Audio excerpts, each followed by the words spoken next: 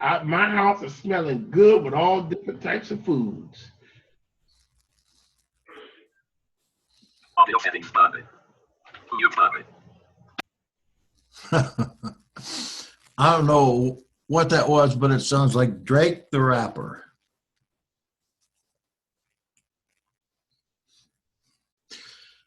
Father Yahweh, give us understanding tonight as we search out your word. Help us to expand our minds to understand that there was never a time when you didn't speak. There was never a time when you weren't recorded.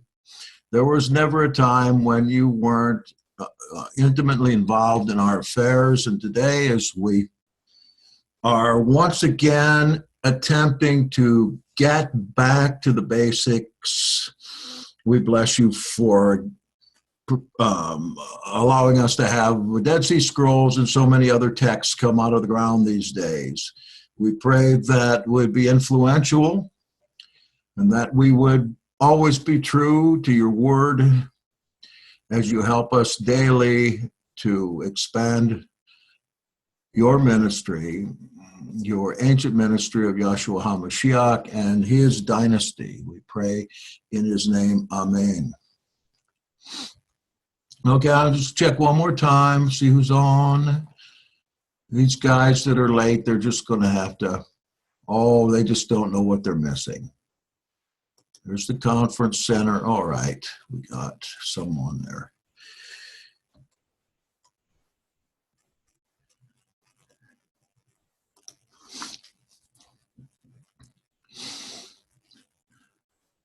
The Dead Sea Scrolls were found popping up out of the ground in 1947 to 1956. Now, previous to that, yes, various texts that belong to the same collection were found going back to probably the 5th century. And again, in the 9th century, a text that came out of the Cairo Geniza was discovered called the Zadokite fragment, and that's how we've got Karaism right now, Karaite Jews from that fragment. People that realized that through that Zadokite fragment, what happened to the Zadokite priesthood, and that the scriptures had been changed, and that an oral Torah had been added with no quotes from Yahweh at all, but rather quotes from sages, confusing quotes, lots of commentaries that were diametrically opposed to one another. And we could very well be following today a Jesus that was a Pharisee rather than a Jesus that was an Essene. Understand, when I use the name Jesus, I'm using a technical term here. I know full well that his name is Yahshua. I know how to pronounce his name because Paul knew how to pronounce his name, and Paul recorded his name in Greek in the earliest New Testament text, which is 1 Thessalonians chapter 1, verse 1. You'll find it right in there, and there'll be no more question, if you know how to pronounce those letters, how his name is pronounced. After all, didn't Paul know Yeshua? Didn't he know Yaakov and Yehuda and Kipha and Yochanan and all these other ones that were part of the First Apostolic Assembly? Of course he did. He would then, obviously, speaking with these relatives of Yeshua, know how to pronounce his name and know how to write it down in his own language, because Paul wrote in Greek, no doubt about that. Take any challenger on that says that Paul wrote in Aramaic or Hebrew or something like that, or that he was Rabbi Shaul. I would like to challenge anybody that thinks that Paul was a rabbi to a little talk and debate. We're going to talk about Paul today and try to find out exactly who he was, because we've got lots of information about him that's not in his own letters, and his relationship with Yaakov, or James the Just, the brother and successor to Yahshua HaMashiach. Now, I spoke about the scrolls being found over the course of about 10 years, and that some had been found in earlier centuries. One had been found in the 19th century called the Shapira Strip, the earliest Torah that we don't have anymore, saying we don't have it because at the time the Shapira Strip with the Torah on it in Paleo-Hebrew was found. The scholars had never seen anything like it before and called it a forgery and sold it off in an auction. Fortunately, we still have the text that was transcribed from the Shapira manuscript, written on very thick old leather. Got information on my website about Shapira, and I've done a couple programs on it. The Shapira doesn't have 10 commandments. It's got 7 commandments spoken from the mouth of Yahweh, quite different than and it's a very short Torah rather than the long thing we have now with 5 books. I mention that because as part of what was probably the rest of the library, the scrolls, it wasn't found at that time. We've got to understand that our texts go back a lot earlier than what we have in our Bibles today, which is dated somewhere around 400 BC or between 500 and 300 BC. During the course of the discovery of the scrolls, as you know, some were published immediately. Some of the scholars that had the scrolls some of these scrolls were very quick to translate them and publish them. As I mentioned last night, in 1983 is when I first studied the scrolls, and I didn't find anything much interesting in them because the ones that are interesting, the ones that are controversial, the ones that come from the first century were primarily not translated by that time. We just had a big thick book full of texts that were very much like the biblical texts we have now and translated in dubious ways, to say the least. When more scrolls came out by 56, the consensus, of course, was that these Essenes were proto-Catholics. Proto-Catholics. They were monastics. They lived in monasteries. They were celibate. They were writing up scrolls and scriptures and codices, and that they were completely isolated from the world, just like the monastics that were given charge of these scrolls. In fact, the head of the scroll team at that time, Father Roland DeVoe, he was, as I used the title father, he was a Catholic priest and a monk. He was a monastic. No wonder the Qumran and the building there and the caves were considered part of a big monastery of study, and that the monks in the Qumran settlement there would go up to study into the caves, and those are their libraries. They made the Essenes in their own image. And they were also privy, speaking of this first scrolls team made up of Catholics, they're also privy to what was in all the scrolls that were found during that time. They were very selective in what they put out for publishing. They were selective for that very reason, that they saw what was in some of them, and they considered the impact of what those texts would the impact of those texts might be upon the church, primarily the Catholic Church. But there were some lay people at that time, like, for instance, there was a journalist, Miller Burroughs, that wrote a very influential article in one of the major publications, I think it was the New York Times,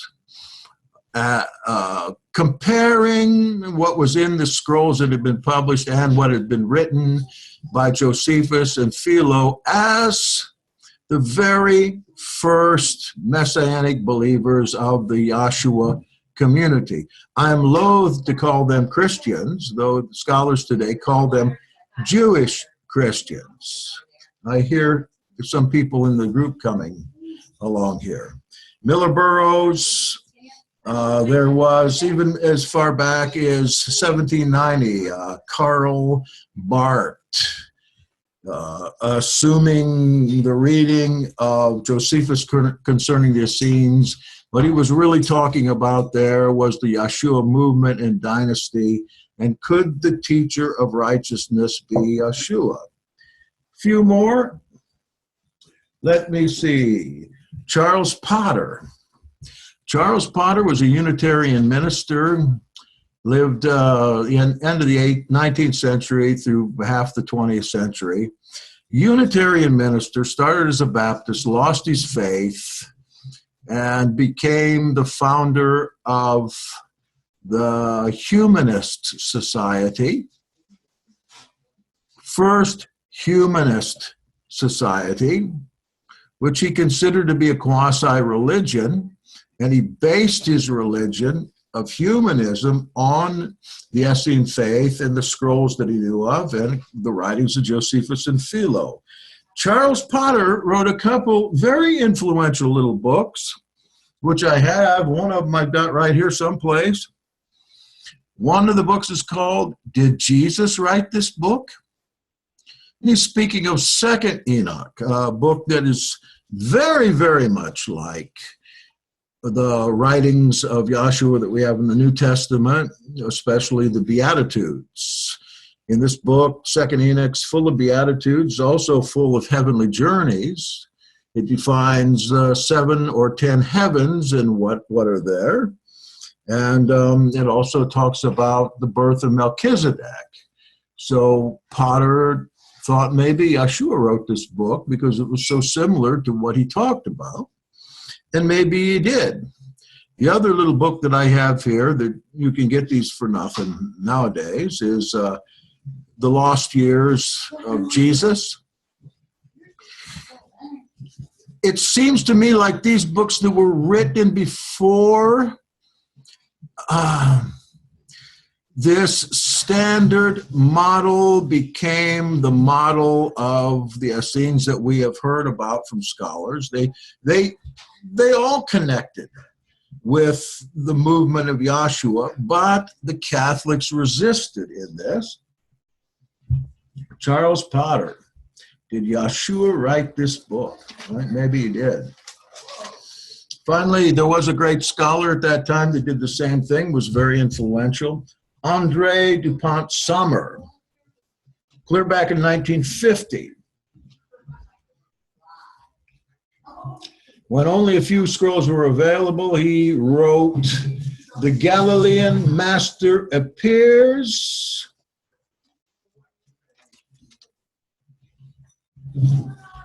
As an astonishing reincarnation of the teacher of righteousness. He preached penitence, poverty, humility, love of neighbor, and chastity. The law of Moses, like him, he was the elect and Messiah of Elohim and Redeemer of the world.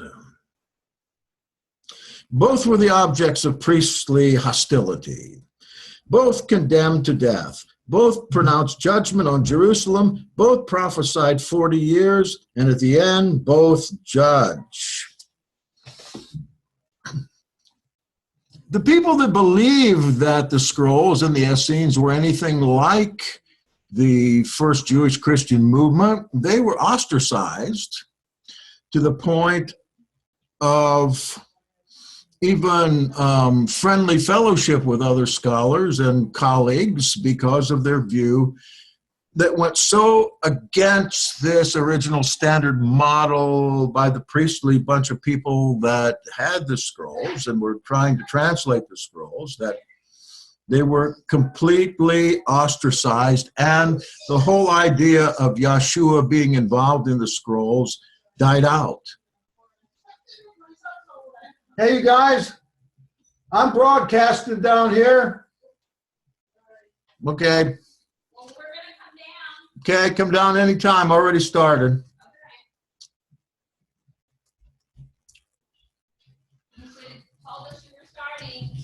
So we got in our New Testament, of course, we know that these texts have been highly redacted. Some are quite late.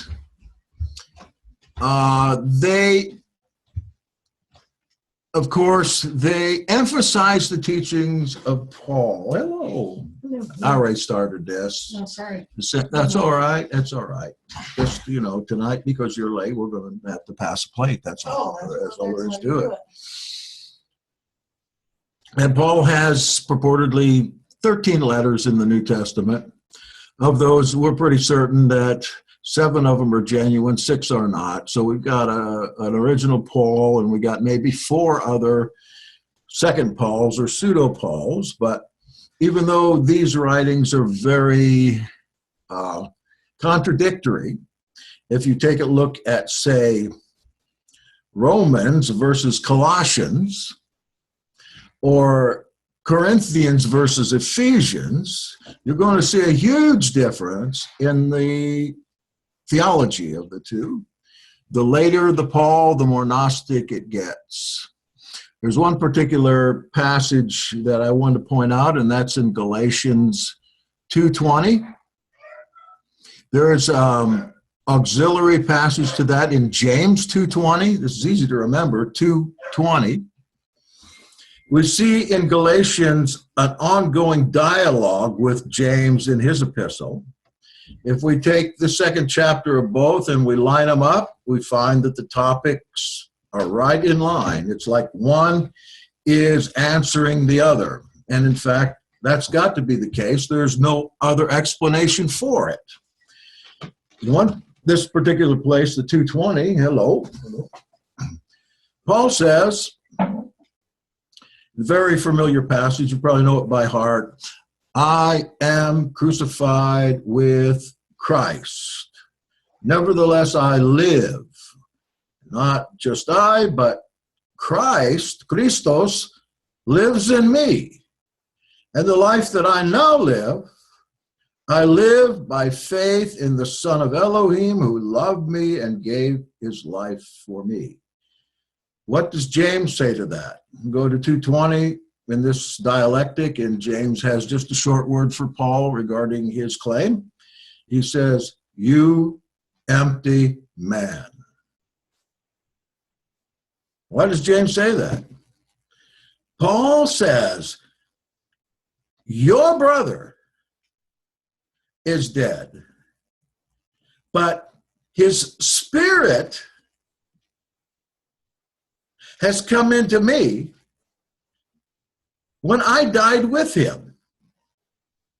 I was crucified, he was crucified, but his spirit has come out of him into me and has, in a very real way, resurrected my dead bones and body. And now this spirit of Christos fuels me, walks in my shoes, inhabits my body. Paul goes on to say that to the Galatians, you need to follow me because Christ is in me, and I can make it so Christ can be in you too. Now, think about it.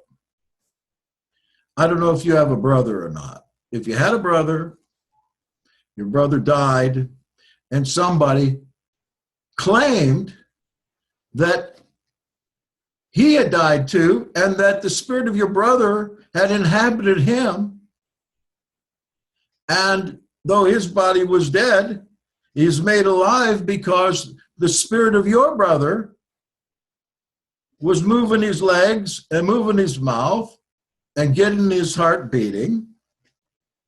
I would have a very hard time with that. Your brother Pete, Pete's passed away, but his spirit has come into me, and now everything that he was, I am. That is hard to take for a brother. And this is why James calls him an empty man, because he's empty. So whether what Paul's saying is true or not, I don't know. What James is saying certainly matches up with the rest of the dialectic between him and Paul. They are not friends. They are enemies from the first. And as we'll get into it here in a minute, we know that Paul attempted to kill James and left him for dead on the temple steps in accordance with Clementine Recognitions, Book 1, Chapter 70. Then we read in the Acts, Chapter 21, there's reciprocity here because the elders of the assembly tried to kill Paul. They set him up to go into the temple with a couple of Greeks, and he was recognized immediately because it was a plot, I am sure, against him.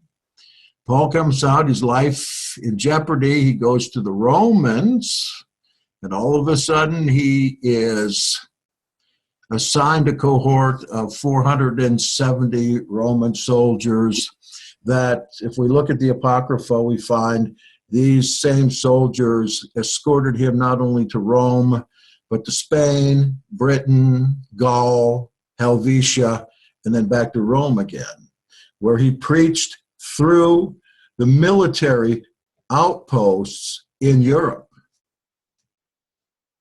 with a military escort. That's a very, very interesting. That comes from Acts 29. Well, Acts only goes up to 28, but there is another chapter that has been found that talks about Paul's journey to Britain with his cohort of soldiers and where he preached on the way back.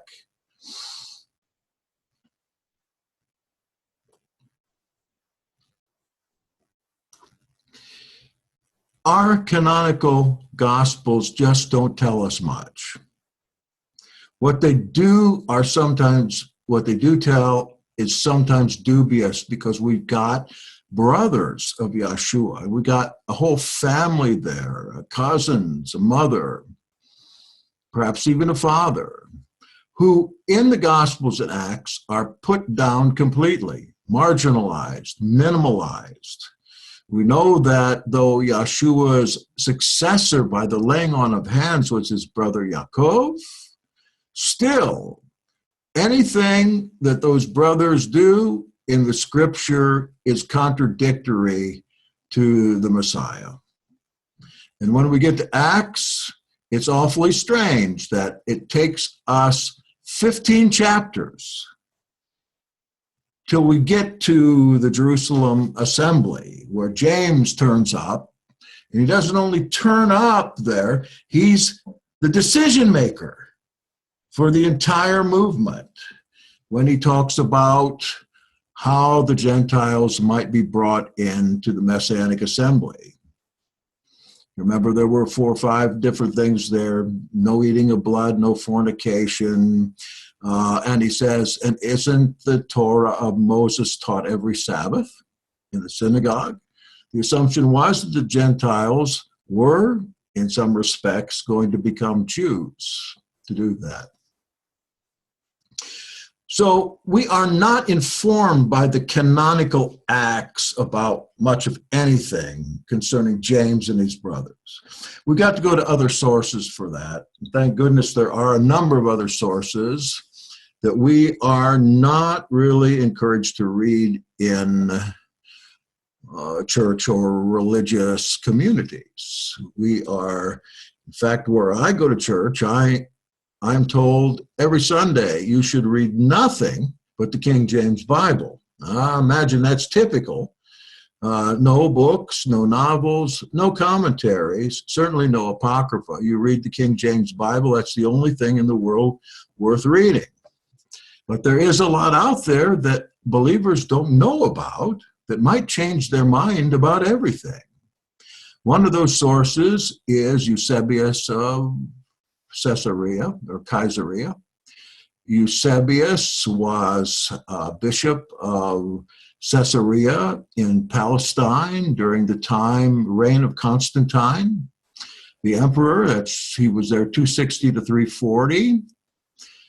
He tells us in his ecclesiastical church history that James was, and I quote, the master's brother, who had been elected by the apostles to the episcopal throne. That means the movakership, or the head of the movement in Jerusalem, coming from the church historian. And he's admitting that. Knowing Yeshua would soon depart, and his disciples, according to the non-canonical book, the Gospel of Thomas, which I call the fifth gospel, they asked Yeshua who would lead them. And here's the quote from there, the Gospel of Thomas. Yeshua said to them, in the place you're to go to Yaakov HaZadik, James the just, or the righteous one, for whose sake heaven and earth came into existence, because he's the successor to the Son of Man. And of course, that term, Zadik, James the just is Zadik, that is the same term used in the Dead Sea Scrolls for the Essenes, the priests of the Essenes, the Zadokite priesthood. The Palestinian Epiphanius, he was the bishop of Salamis. Salamis, Bologna, all right. 315 to 404. He had access to works that we don't have anymore. One was called the Anabathmoi Jacobi, the ascents of James, the ascents, the going up. These are still found now in the Clementine homilies, or what we know as the Nazarene Acts of the Apostles. In this work and in the Gospel of the Hebrews, another work that was destroyed by the church, by the state, that we only have a few quotes from. Sources here I'm talking about used by the Ebionites, the ancient Jewish Christians that followed James, also known as the poor, or the Ebionim, the poor. Now those works are both lost, though incorporated in quotes in other writings, in which, and I quote, once during a drought, Yaakov lifted his hands to the sky and prayed, and at once the sky sent rain. So Yaakov was known as a rainmaker, along with others of his family, like perhaps you've heard of Honi the circle drawer. But we know the brother Yeshua did just the opposite kind of miracle as he stopped the rain. Yaakov, James is called in the New Testament Alphaeus in one place. Hi. Alphaeus is not a person. James, the son of Alphaeus. The word son of is not in there. Alphaeus refers to a priesthood out of Egypt, the Alphi priesthood of rainmakers. So we've got a little bit of insight into right now into the power of Yaakov or James. But they no longer call him by his name, but his name was rather the righteous one, or Zadik. They called him Zadik, the righteous, or the just. Here's another quote. To Yaakov alone, it was allowed to enter once a year into the Kadosh Kadoshim, the Holy of Holies. Think of what they're saying here. Once a year, James, the brother of Yeshua, enters the Holy of Holies. Who's allowed to go in there? Nobody. It says because he was a Nazarite and connected to the priesthood, the Zadokite priesthood, of course.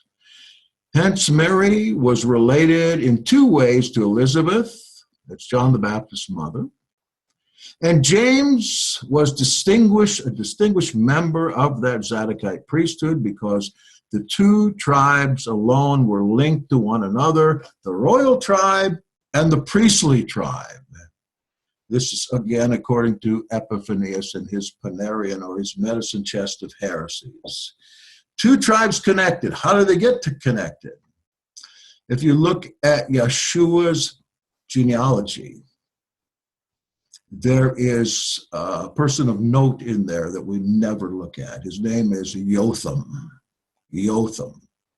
He was a king after the order of the kings of David. But there is a note in Chronicles where we get Jotham's genealogy, his Toledot. It says Jotham, whose mother was Yarusha. What does that sound like? Yarusha, Jerusalem. His mother was Yarusha, daughter of Zadok, the priest. So through Jotham, the family that comes through Mary had the bloodline of both David the king and the right priesthood, the Zadokite priesthood that was prophesied to be priests forever. That's why these guys were hunted down by emperors for another 200 years. And according to my reckoning, at least 4 of the brothers, Yeshua, Yaakov, Yehuda, and Shimon, were executed in a collusion between the usurping priesthood in Jerusalem and the Romans. 4 brothers dead through that because of their bloodline. So in the Ascents of James, there was a discussion on the steps of the temple in Jerusalem, we are told. We're told this by the Nazarene Acts. And it says that the temple masses of people proclaimed Yaakov to be the first to whom the master entrusted his throne upon earth, the successor. So we've got Yeshua, he's gone. Yaakov comes, not Peter, who got the keys to the kingdom. Peter had to go into exile, as you remember, it says in Acts. So James alone enjoyed the privilege of entering the Holy of Holies. Listen here, another quote from Josephus. Indeed, he didn't wear wool, but only linen clothes. They didn't wear wool in the temple because the temple was an extremely holy place, and wool would cause one to sweat. No air conditioning at that time. But only linen clothes. We know that the Essenes only wore linen. Linen was a fabric at that time that did not cause sweating. It did not absorb sweat either. And he went into the temple alone, into the Holy of Holies, to pray on behalf of the people, so that his knees were reputed to have acquired the calluses of a camel's knees. And then after Yeshua died, he was immediately appointed the bishop, or in Hebrew, the Navaker, of Jerusalem by the apostles. There's another witness outside of the canon. There was a Jewish believer in the late 1st century that we get fragments of right now, whose name was Hegesippus. Of course, that comes from a Hebrew name, Ha-Gassip. Hegesippus lived somewhere around 90 AD, nearly 100 years. Portions of these 5 books of church history survive, but only in little passages, again, in the historian Eusebius, who tells us there were many Jameses. There were many Jacobs. But this one, the master's brother, was holy from his birth. Everyone from the master's time till our time has called him just, righteous, or tzaddik in Hebrew. Tzaddik. A tzaddik, tzedekah means righteousness. A tzaddik is a title for a righteous person. And that, because of his unsurpassable righteousness, he was called the just, the tzaddik, and oblius, which is a kind of a obscure term that Hegesippus tells us means, from Greek, the bulwark of the people and righteousness. For Epiphanius, one of the church heresiologists that I mentioned before, he says oblius means the wall or the buttress or the protector of the people. He was extremely popular in his day, and we find that in Acts 21, in that passage I mentioned before, where the elders are saying, really James is saying, look, Paul, at the thousands who are zealous for the Torah. He's the head of them. In fact, he becomes an opposition high priest, remembering that the priesthood that was in Jerusalem at this time were usurpers. They were not religious people. They were business people interested in making money, buying their priesthood from the Herods, paying off the Romans so they could make money.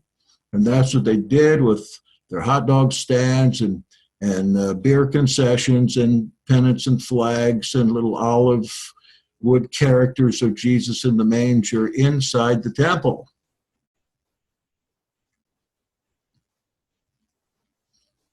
There's another very early text called the Apostolic Constitutions, not to the Dead Sea Scrolls yet, but we'll get there.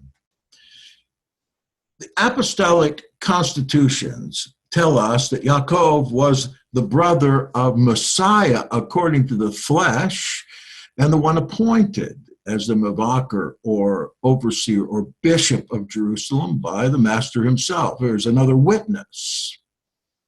In a passage that is only surviving in the historian Eusebius, Clement of Alexandria, who lived about 150 AD, tells us that the gift of knowledge was imparted by Yahshua into Yaakov the righteous, James the just, to Yochanan, John, and to Kepha, Peter. And that these in turn delivered it to the rest of the apostles and to the 70, of whom Barnabas was one. We have an epistle of Barnabas that was in the canon and was taken out by the Catholic Church, purportedly because it was too Jewish. The epistle of Barnabas is one of the ones I translated to put it back into circulation because it is of great importance. It has Barnabas calling together the believers after the destruction of Jerusalem when, as you know, millions of Jews were massacred or sent off to slavery. The movement had to start all over again, so to speak. The Catholics call Clement, the writer of the Clementine journals, epitomes, which again we call Nazarene Acts of the Apostles. They claim Clement as one of their popes. He lived from 30 AD, about to 97. Addresses his letter in the Nazarene Acts to James. Clement is assigned by James to follow Peter wherever he goes, write down what Peter says and what Peter does, the Acts of Peter, and to report in a book to James in a periodic fashion. This book, the Nazarene Acts or the Clementine recognitions, is extremely important. Extremely. Like following Paul around in the Acts of the Apostles, just follows Peter, and contains some of the very, very earliest of the doctrines and practices of the people of our faith. he addresses a letter back to James, calls him the bishop of bishops, or the Mavakarim, the one who rules the assembly in Jerusalem, rules the Hebrews and the assemblies everywhere. And so Clement, who is claimed by the Roman Catholics to be their second or fourth pope, we have an extant in the Nazarene Acts, a letter about Kipha to the head of the movement, James, concerning Peter and his welfare. Even we have Peter's last confessions at his death that is also conveyed from Clement to James. Even Josephus, who, as you remember, was a historian, was a priest of the temple. He was a turncoat. He was a general for Israel, and he went to save his own life. He went with the Romans and became a translator for General Titus, who eventually destroyed Jerusalem. Josephus was there during this time. He was a contemporaneous almost with Yeshua, but certainly with James, and he knew James. So Josephus, who may or may not have been a believer, there have been parts of Josephus that have been taken out of what we have in our Josephus that has surfaced somewhere else, that makes it clear to us that if he wasn't a believer, he was very, very curious about the movement, and he had his own theories about it. That's called the Slavonic Josephus, if you ever want to know about that and read about what he has to say about John the Baptist and Yeshua and James. We can get that in the Slavonic version. He insists in several places that it was James' death in 62 AD that was the reason for the fall of all Israel, because when James was executed, all of Israel rose up. He was the obelisk, the pillar, the last standing pillar of all Israel.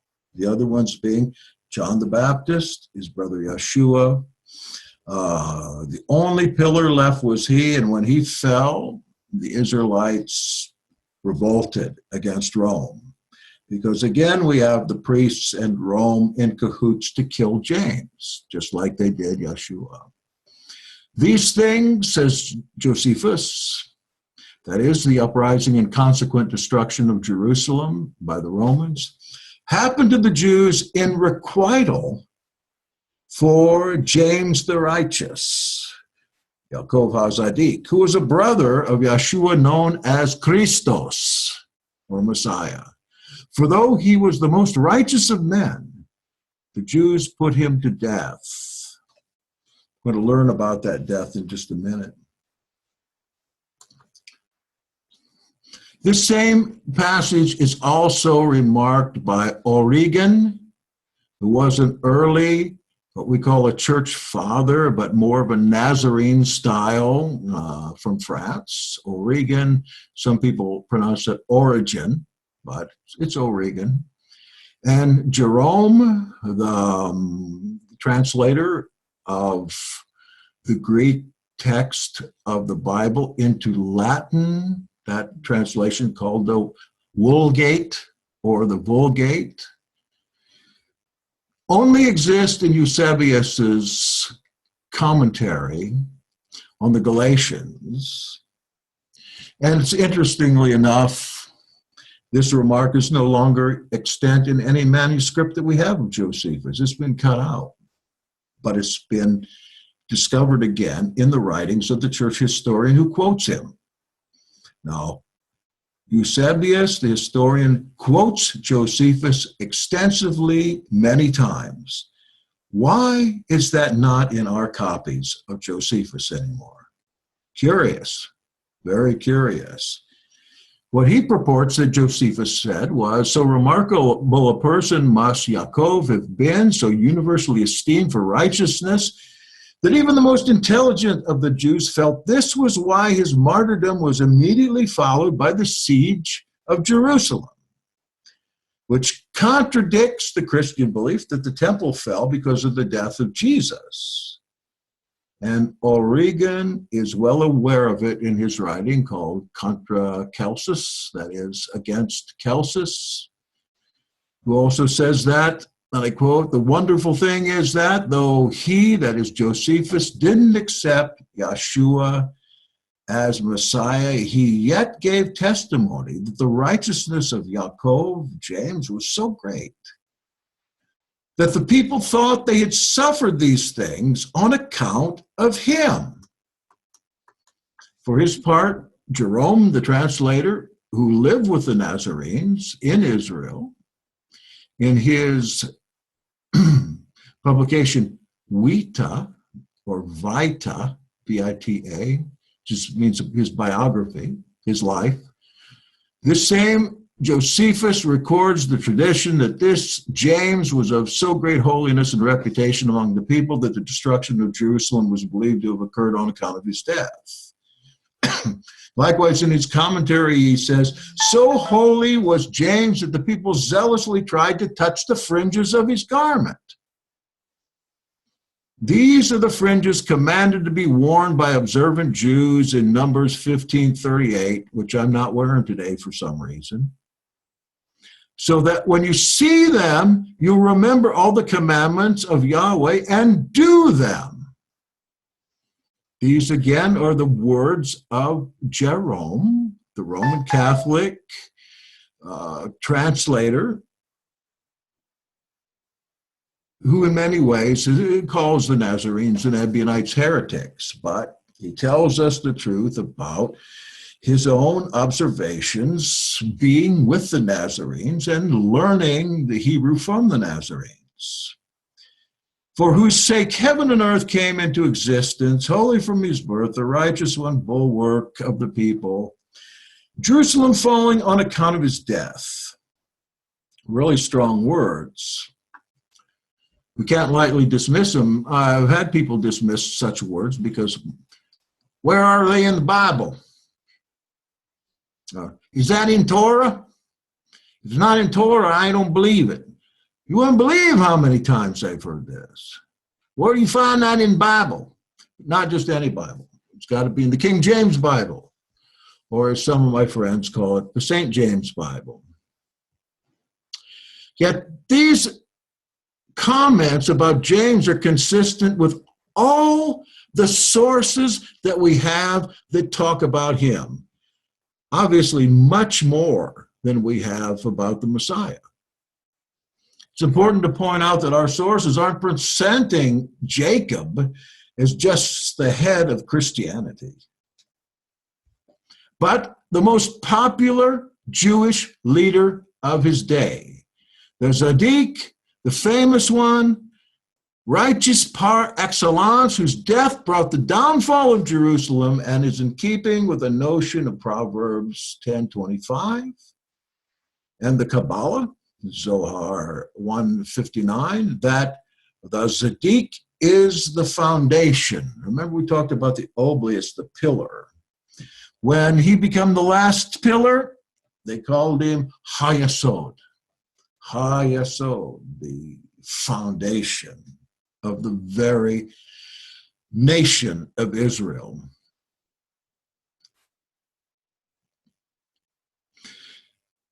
Paul understands it when he speaks in Galatians of going up to Jerusalem and meeting Yaakov, Kepha, and Yochanan, James, Cephas, and John, those reputed to be pillars, oblioi, reputed to be pillars, Galatians 2:9. Paul has a bad attitude toward these guys. And his attitude toward them is very, very helpful in determining who is the parallel character to Paul in the Dead Sea Scrolls, known as the windbag, the comedian, the lying spouter, the man of scoffing. You notice when you read Paul, I got nothing against Paul. I'm not anti-Paul. I'm for Paul. I just don't understand. If you read Paul in the Greek, you would think that he was probably the greatest genius that ever lived. His writings are scientific. They're scientific. They're up to date. They are, what would we say today? They are quantum. They are quantum when he talks about the height and depth and breadth and the other thing, 4 dimensions here. In Greek, it's very scientific. He's talking science here. He's talking about something that he's gotten from somewhere else other than Galen or some of the other doctors of faith and medicine of that time. But he reputes that these guys are pillars. A spotter of lies. Oh, what was I saying? That you read through Paul, and he says time after time, I'm not lying. I don't lie. No, I don't lie. I'm not a liar. Who's accusing him of being a liar? We don't know. But it's funny how that is one characteristic of one character in the Dead Sea Scrolls, a scroll that certainly is dated to 60 to 70 AD, talks about a particular one named the lying spouter. Spouter is the same word as boasting. Look at 2 Corinthians sometime, even Galatians. Count how many times Paul boasts. How many times Paul says, I don't want to boast. He says, I'll boast in myself. I'll boast in my sufferings. I'll boast in you. The lying boaster. I don't lie. I will boast. I won't boast. Josephus and Hegesippus, both of them very early. Josephus, 1st century, Hegesippus, the end of the 1st century. And because of them, later ones like Clement of Alexandria and Hippolytus, Origen, Eusebius, Epiphanius, Jerome, I mentioned them all. Even ancient Christian literature, recently found in Egypt at Nag Hammadi, the Gnostic Gospels, know of James' death. Why doesn't Acts tell us about it? James just disappears. He shows up to make a decision about Gentiles and he disappears. He's the head of the community in the whole world. Why is he not in Acts? Well, because Josephus knew of it firsthand. It would seem best to use his account. Him, a man who knew James, obviously, especially from his Slavonic version. According to him, the Roman governor died in 62 CE. Who was that Roman governor? Fatus, one of those guys. Funny, those Roman governors of Syria. Festus, Felix, Fatus. Felix, these guys were despots, murderers, money grubbers, niece marriers. You call that when you have relations with your sister, you call that incestuous. Felix means happy. Festus means festive. And Fatus, I'll let you look that one up. That's good. These guys with these names, so funny. You probably got those from Latin study. They got Latin names. Now, the new governor was on his way. The new governor, I do remember his name, Albinus. The establishment high priest, Ananus ben Ananus. Now, remember, we have at the beginning of Luke a high priest named Annas, Annas. Annas was the past high priest when Yeshua was born. Remember, it says that Annas, let me put it this way. Annas was a usurper. He paid for his high priesthood to the Herods, of course. But Annas and 5 of his sons and 1 of his son-in-laws all were high priests in the first century. So this high priesthood was sewed up. There was just one time Herod put somebody else in just so they pay more. So they've got Annas, his son-in-law Caiaphas, his son Theophilus, his son Matthias, and finally his son Ananus. All of these, Ananus being the last one. So here comes Ananus being now the high priest, being appointed by the governor who hasn't got there yet. So, I want to make sure I get this right. Ananus used the occasion of his high priesthood to try and execute the brother of Joshua, James.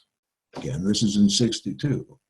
Because of his life as the leader of the Yeshua movement. And here I'll quote the Antiquities of the Jews from Josephus. Ananus, or as they, Annas, sometimes they call him, or in the Baptist church they call him Anus. He assembled, honestly, I heard a preacher reading Luke chapter 2, I think it is. And he said, the high priest Annas and Caiaphas. All right. He assembled the Sanhedrin of judges and brought before them the brother of Yeshua, who was called Christos, Messiah, whose name was Yaakov, and some of his companions. And when he had formed an accusation against them as breakers of the Torah, he delivered them to be stoned. But those citizens who seemed to be most equitable and the most careful in the observation of the Torah were offended by this. Reported by, again, Josephus. 2 generations later, a more legendary account is recorded again by Hegesippus, who was a Nazarene believer, converted over to Roman Catholicism somehow, with a note that Yaakov James proved a true witness to Jews and Gentiles alike that Yeshua is the Messiah.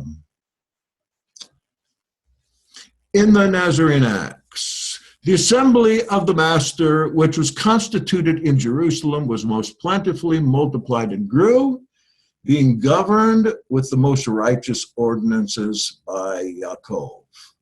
Our master and true prophet, who has sent us, declared to us that the evil one, having disputed with him for 40 days, but failing to prevail against him, promised that he would send apostles from among his subjects to deceive them.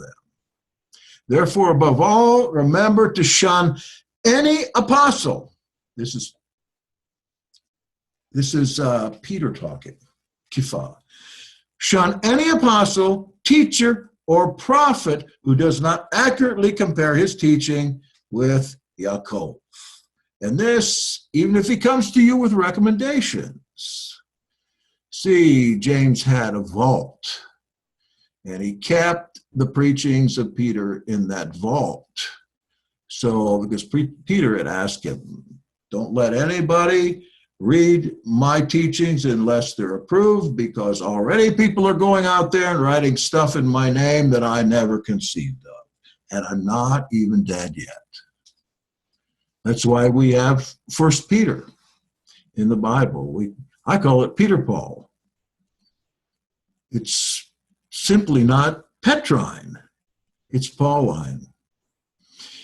In the recognitions, we learn about another person named Saul or Shaul, whom Peter says, one of our enemies. Well, upon entering the temple with a few others while James was reading and interpreting prophecy concerning Yeshua, this Saul began to cry out, and while Yaakov the bishop was refuting him, he began to drive all into confusion with shouting and undo what was arranged with much labor. a riot ensues, in the midst of which this enemy attacked James and threw him headlong down from the top of the temple steps, and supposing him dead, cared not to inflict further violence upon him. One thing this quote doesn't tell us is that first this Saulus beat James with, got a little fireplace here. What do you call a poker? Beat him with a brand from the altar first, knocking him down the steps.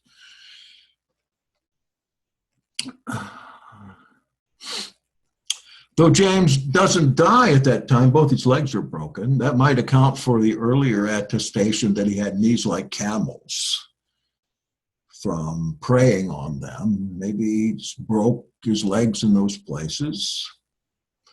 So our friends lifted him up, and we returned to the house of Yaakov and spent the night there in prayer. Then before daylight, we went down to Jericho to the number of 5,000 men. So what's happened here is James is attacked, left for dead. They go to the house, get him ready, and everybody en masse leaves out of Jerusalem to the redoubt. I think that's an army term or a military term, a redoubt. You ever heard of that? That's some place where you're up here on the line fighting, but back here someplace, you've got a hideout or a big ditch dug that's fortifications that you could drop back to if you have to. That's what they had in Jericho. Something very interesting here that I don't have in this essay, but on the way to Jericho, they stopped by a cemetery that was well known because there were two sepulchres or stela, what we call them here, gravestones, big gravestones, that every year whitened of themselves. They had been two brothers that had been martyred earlier for the faith.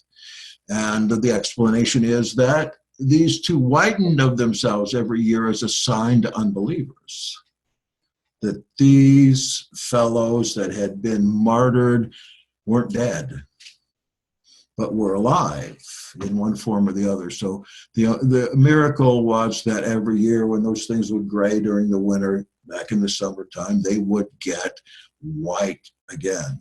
Now,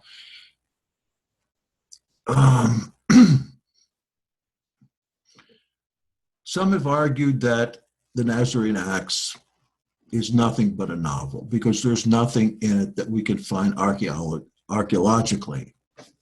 So 10 years ago, Robert Eisenman and his class from South California University, or wherever it is, were over in Israel. They were taking the same route from Jerusalem to Jericho that they assumed that the Nazarenes were taking as they fled. And they thought, is it possible we might find these stones that whiten of themselves? And they were walking along, and one of the students said, look at that. There they were. There they were, a big destroyed cemetery with two mounds and broken stones there after all this time. So what they found was a confirmation of an archaeological site written up in the Clementines, the Nazarene Acts, that no one had ever found before. And do you think that anybody will confirm that? Not a soul. Not a soul, except YouTube. You can go out to YouTube and see it.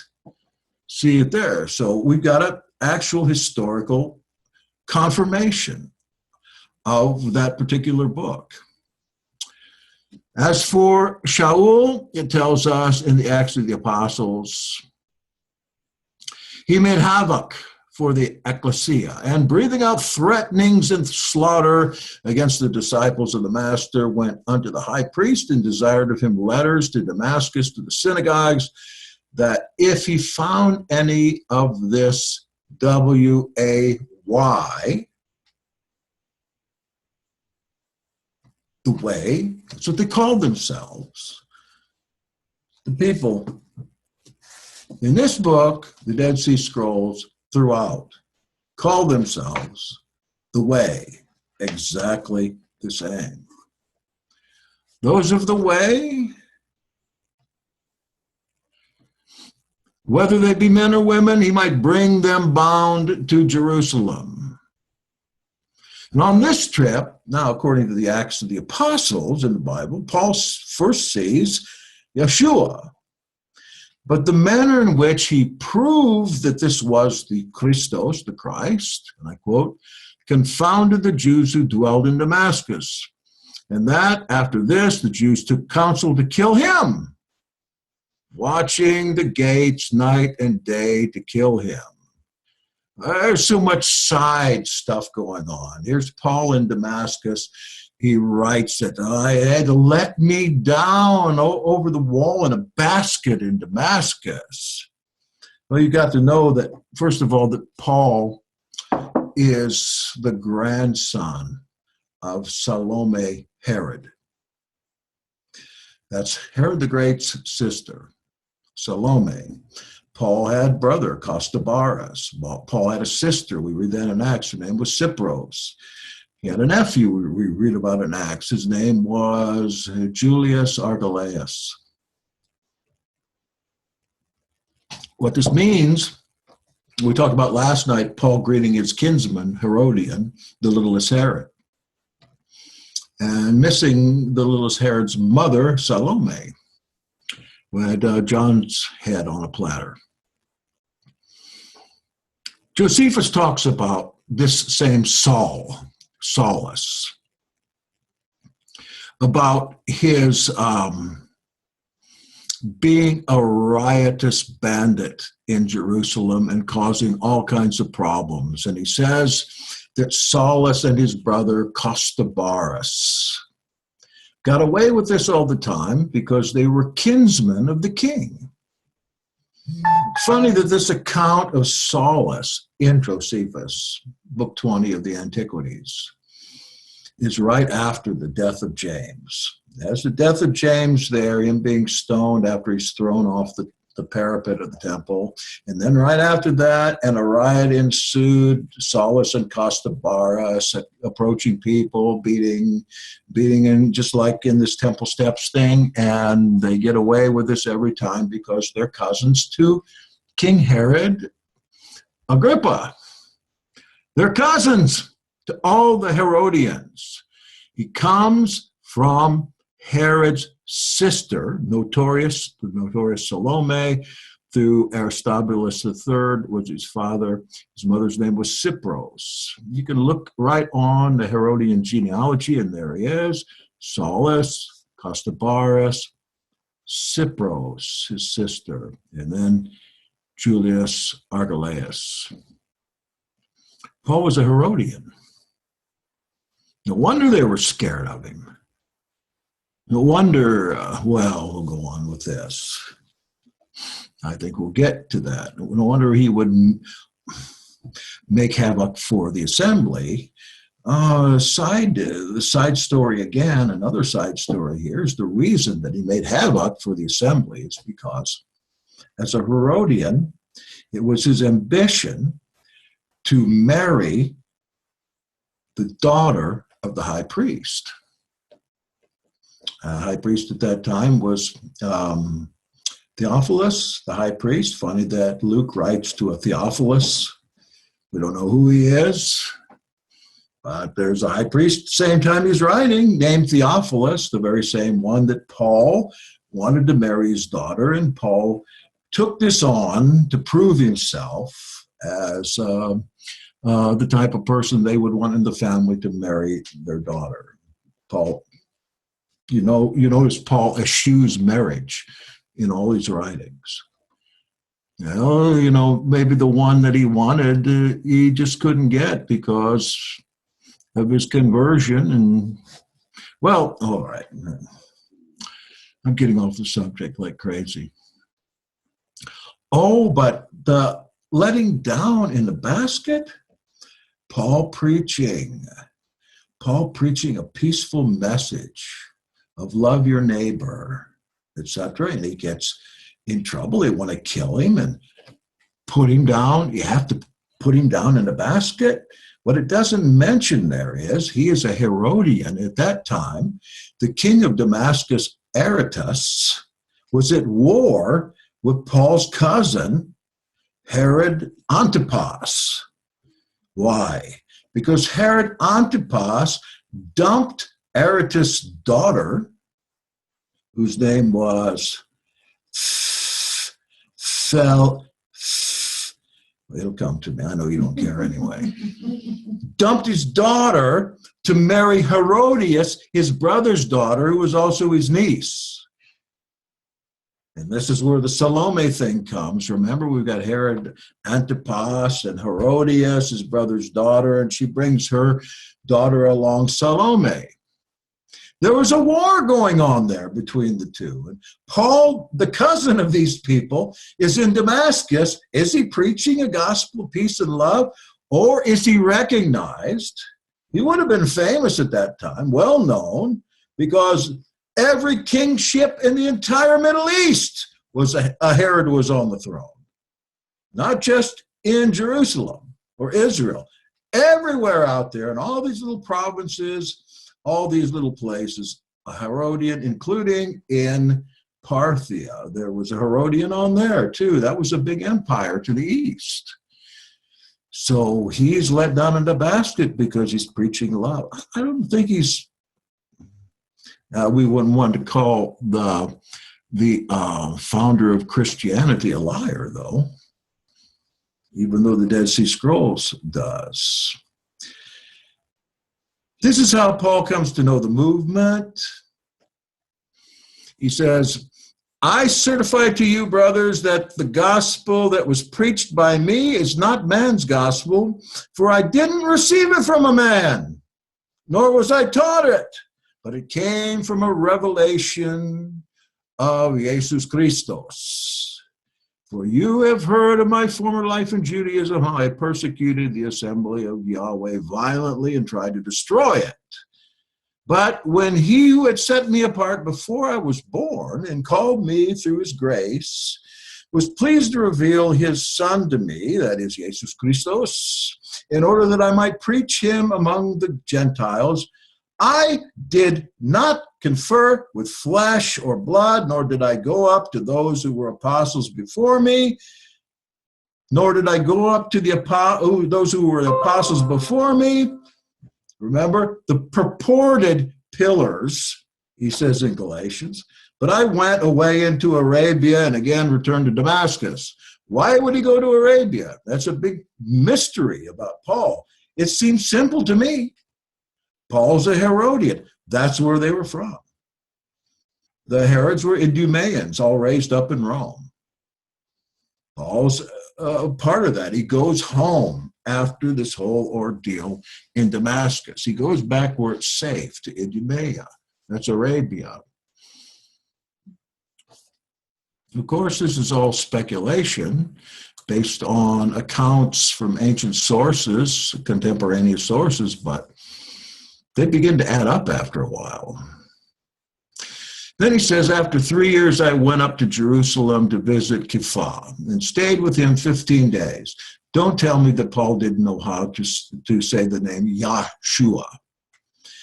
But I saw none of the other apostles except Yaakov, the master's brother.